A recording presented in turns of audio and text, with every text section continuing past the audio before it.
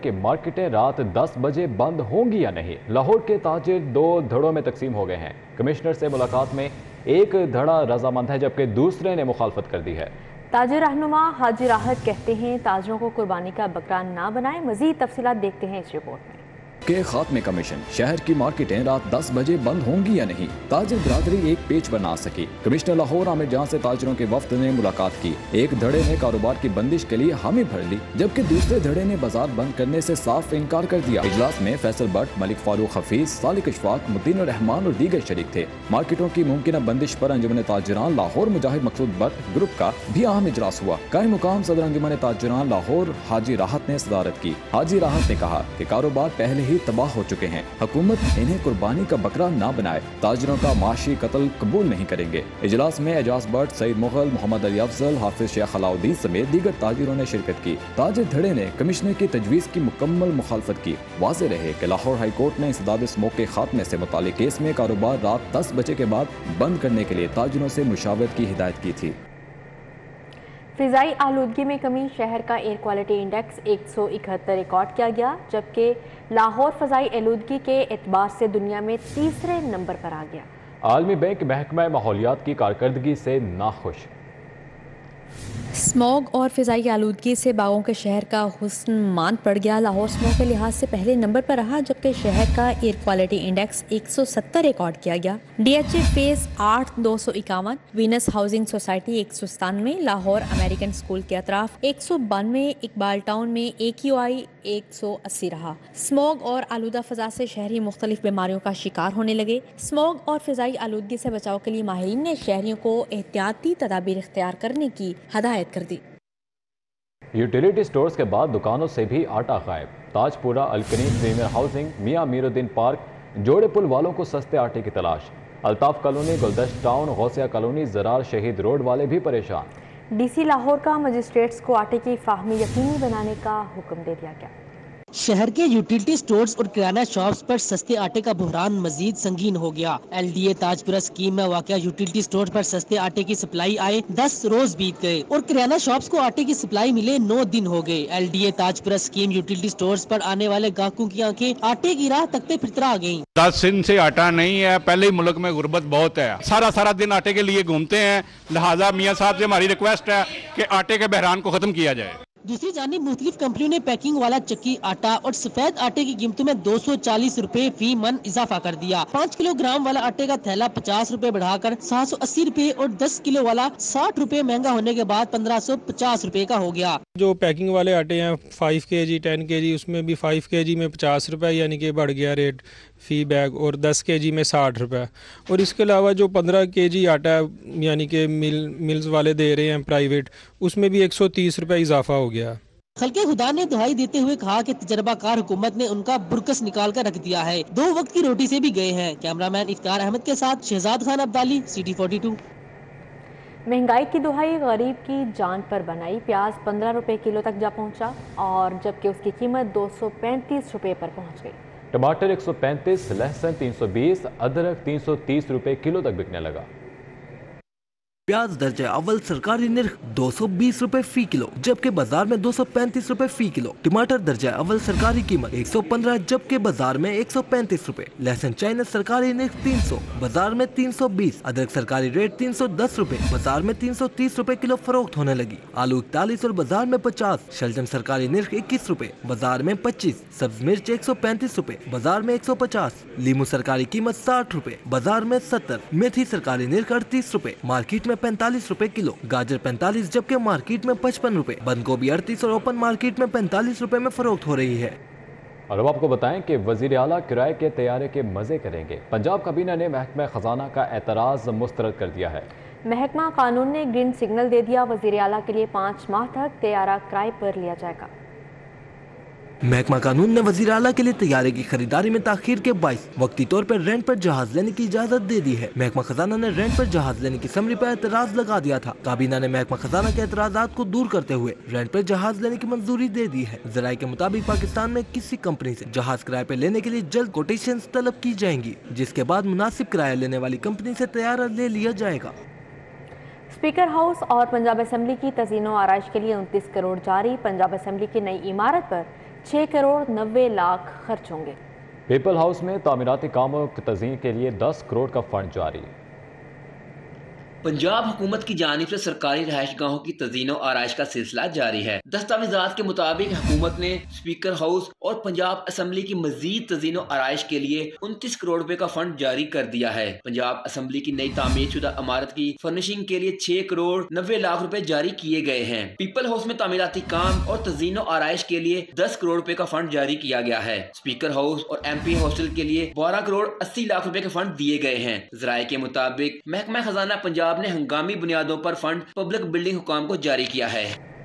जिना हस्पताल के आउटडोर में मुफ्त अद्वियात की फ्राहमी शुरू। Chairman board of management Gauhar Ejaz ने इफ्तिताह किया।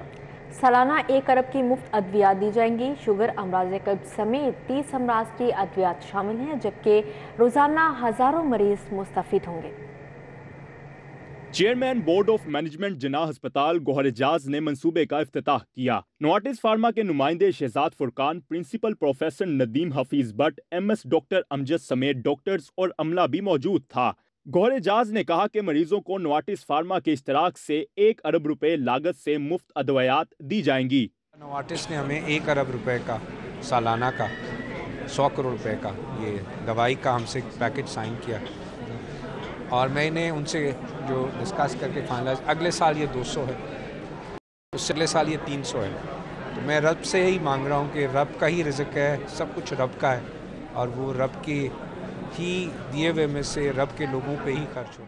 नोवाटिस फार्मा के नुमाइंदे शहजाद फुरकान ने कहा कि मरीजों को मुफ्त अदवायात की फराहमी गौहर एजाज फाउंडेशन का बड़ा कारनामा है, जिसके तहत मरीजों को कंप्यूटराइज्ड सिस्टम के तहत अदवायात मिलेंगी। I just want to congratulate Jinnah Hospital and Gauhar Ejaz Saab for this great initiative. I think it's a very visionary step towards healthcare improvement.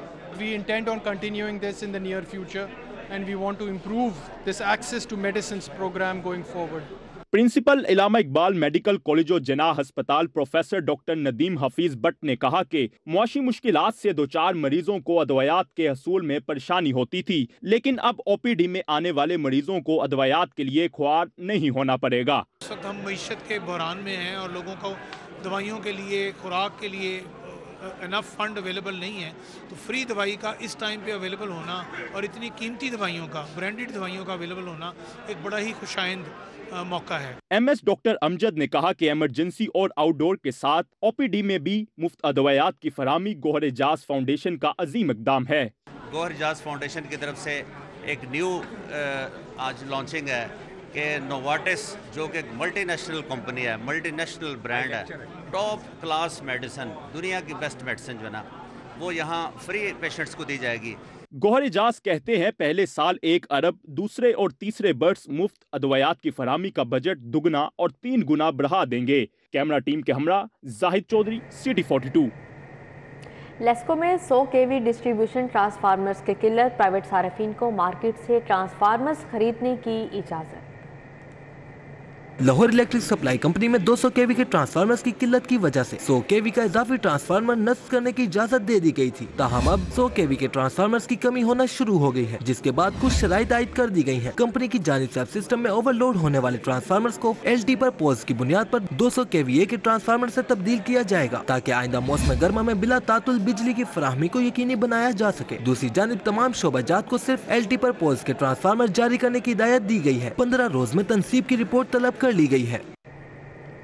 हज के नाम पर शहरियों के साथ फ्रॉड शुरू हो गया। मुख्तलिफ इलाकों में सस्ता हज और इकसात की सूरत में अदायगी के साथ हज करवाने के नाम पर लाखों रुपए की बुकिंग होने लगी। महंगाई की लहर के दौरान आसान हज पैकेज में आज़मीन को सस्ता और आसान एक साथ पर हज करवाने का धोखा दिया जाने लगा है। मुख्तलिफ ग्रुप्स ने एडवांस कीमत में लाखों रुपए की वसूलियां शुरू कर दी हैं। वजारत मजहबी अमूर बैनुल मज़ाहिब हमाहंगी ने फ्रॉड का नोटिस ले लिया है। वजारत मजहबी अमूर के मुताबिक हुकूमत ने किसी ग्रुप को हज की बुकिंग करने की इजाजत नहीं दी। शहरी किसी नौसरबाज के झांसे में न आए। हुकूमत हज के लिए पॉलिसी का ऐलान करेगी, उसी के तहत हज होगा। आसान और एक साथ की सहूलत में हज रकूम की वसूली मुकम्मल तौर पर फ्रॉड है। वफाकी वजीर दाखिला राना सनाउल्लाह खान को मनशियात मुकदमे के बाद एक और इंक्वायरी में रिलीफ मिल गया। नैब लाहौर ने राना सनाउल्लाह के खिलाफ आमदन से जायद असासाजात केस इंक्वायरी खत्म करने का फैसला कर लिया। ذرائع کے مطابق نیب نے لاہور ہائی کورٹ کا فیصلہ بھی سپریم کورٹ میں چیلنج نہ کرنے کا فیصلہ کیا ہے۔ رانا ثناء اللہ کے خلاف نیب ترمیمی آرڈیننس کے بعد بھی آمدن سے زائد اثاثہ جات کیس کی انکوائری جاری نہیں رہ سکتی۔ لاہور ہائی کورٹ بھی رانا ثناء اللہ کی ضمانت کنفرم کر چکی ہے۔ رانا ثناء اللہ کے خلاف 3 مختلف شکایات نیب کو موصول ہوئی۔ نیب لاہور کو 24 اپریل، 27 اپریل اور 16 اگست 2019 کو شکایات موصول ہوئی۔ 3 دسمبر 2019 کو رانا ثناء اللہ کے خلاف شکایات کی تصدیق مکمل ہوئی۔ ڈی جی نیب لاہور نے رانا ثناء اللہ کے خلاف انکوائری کی منظوری 20 دسمبر 2019 کو دی۔ نیب نے رانا ثناء اللہ کی گرفتاری کے وارنٹ 9 نومبر 2020 کو جاری کیے تھے۔ خواجہ عمران نذیر مسلم لیگ نون کے ورکر کنونشن کو کامیاب کرنے کے لیے متحرک ہے۔ کہتے ہیں ورکر کنونشن میں تنظیمی عہدیداران کی بڑی تعداد شرکت کرے گی۔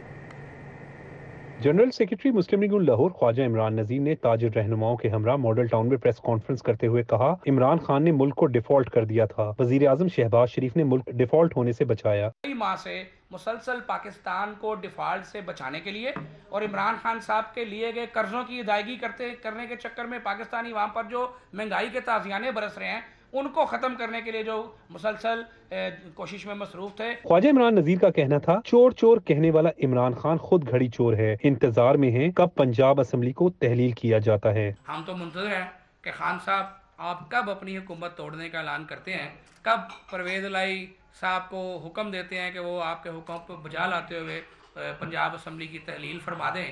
رہنما مسلم لیگ نون نے کہا، اسحاق ڈار جلد عوام کو خوشخبریاں سنائیں گے۔ اسحاق ڈار صاحب کے آنے کے بعد مزید جو میں سمجھتا ہوں کہ ہمیں امید ہے کہ انشاءاللہ اچھی خوشخبریاں آئندہ چند دنوں میں ہمیں دیکھنے کو اور سننے کو انشاءاللہ ملیں گی۔ تاجر رہنما نعیم میر نے عمران خان پر تنقید کرتے ہوئے کہا، ان کی پالیسیوں سے تاجر طبقے کو نقصان پہنچا۔ کہ خان صاحب آپ اپنی 3.5 سالہ یا 3.25 سالہ حکومت کا چند ماہ کی اس حکومت سے موازنہ کر رہے ہیں۔ آپ کو تو موازنہ کرنا چاہیے جو معاشی انڈیکیٹرز ہیں ان کا موازنہ آپ کو کرنا چاہیے جب آپ کو حکومت ملی اور جب آپ نے حکومت چھوڑی۔ خواجہ عمران نذیر کا کہنا تھا، فواد چودھری کو اگر مسلم لیگ نون کی فکر ہے تو سن لیں، ورکرز کنونشن کر رہے ہیں، بہت جلد پی ٹی آئی کا مینار پاکستان کا شوق بھی پورا کر دیں گے۔ کیمرامین ناصر مسعود کے ساتھ Umar Aslam, city 42۔ Chain store association کی دوسری future of retail conference group leader APTMA Gohar Ijaz نے خصوصی شرکت کی۔ میڈ ان پاکستان کو عروج پر لے جانے کا عزم، deputy chairman senate Mirza Muhammad Afridi بھی ہمراہ تھے۔